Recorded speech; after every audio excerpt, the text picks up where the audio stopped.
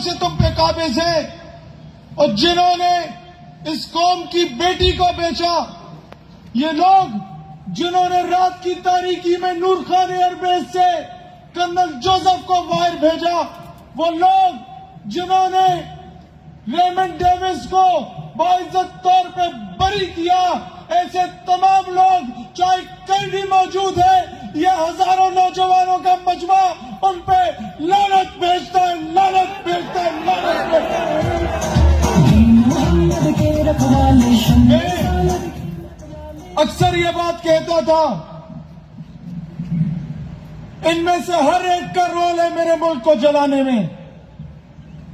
ये बात याद रखना कि अगर वक्त पे पठानों गवाह रहना, वक्त पे अगर नकीबुल्लाह महसूद के कातिलों को कैफिर किरदार तक पहुंचाया जाता तो मुझे खैबर पख्तूनख्वा में यह दिन ना देखना पड़ता।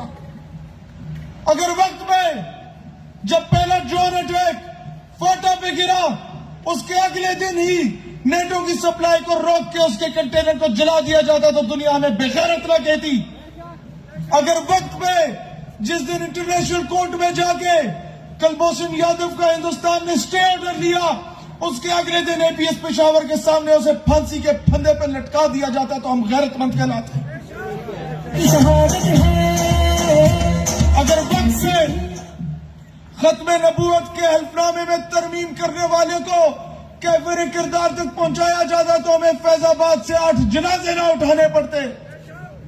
इमरान खान, अगर जिस दिन फ्रांसीसी सदर ने गुस्ताखी की, उसके अगले दिन तुम उसके सफीर को लात मार के मुल्क से भेजते तो शायद आज तुम तैयब अर्दगान से बड़े लीडर कहलाते।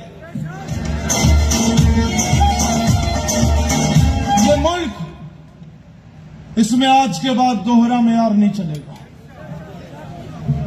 ये मुल्क तब आजाद होगा जब शहीर सियालवी ये पश्तूनों वाली चादर और बलोचों की दस्तार पहन के किसी चौकी से गुजरेगा, उसे वही इज्जत मिलेगी जो पेंट कोट पहनने वाले को मिलती है। ये मुल्क हकीकी महीनों में उस दिन आजाद होगा जब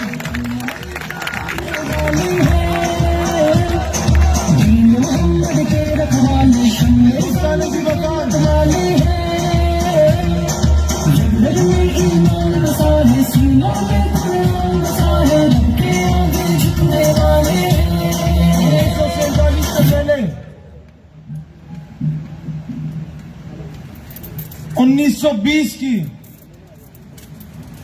तहरीक खिलाफत और 1857 की जंग आजादी में, उसके बाद अंग्रेजों के मेस में सिर्फ वही बंदा शराब सर्व कर सकता था जिसके चेहरे पे दाढ़ी है। गेट पे अंग्रेज की बहन साहब को रिसीव करने और उसे सलूट मारने वाला सिर्फ वही होता था जिसने बड़ी बड़ी मूंछें रखी हुई हैं। और 5 स्टार होटल के बाहर सिर्फ वो खड़े होके अंग्रेजों का इस्तकबाल करता था जिसने शेरवानी पहनी हुई है। मसला ये नहीं है कि अंग्रेजों ने हमारे रवायात, हमारी टर्म्स, हमारी ट्रेडिशंस का नुकसान किया।